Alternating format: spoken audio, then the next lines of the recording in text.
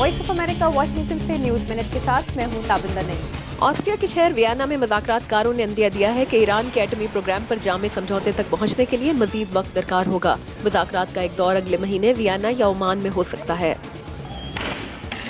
यरूशलेम में 3 इसराइली नौजवानों के हमले में एक फ़लस्तीनी नौजवान जख्मी हो गया है। हालिया महीनों में यरूशलेम, तल अबीब और मगरबी किनारे में 11 अफराद तशद्दुद के वाक़यात में हलाक हो चुके हैं।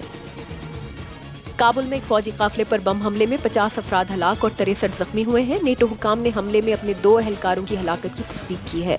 एक दिन कबल पख्तिका सूबे में वॉलीबॉल मैच में खुदकुश हमले से 42 अफराद हलाक हुए थे। अमरीकी रियासत मिजूरी की सेंट लुइस काउंटी में जबरदस्त नस्ली तनाव के दरमियान ग्रैंड जूरी इस नतीजे तक पहुंचने की कोशिश कर रही है कि इस साल 9 अगस्त को सहाफाम नौजवान माइकल ब्राउन को गोली मारकर हलाक करने के जुर्म में सफेद फार्म पुलिस एहलकार डेरन विल्सन पर कत्ल की फर्द जुर्म आयद की जाए या नहीं।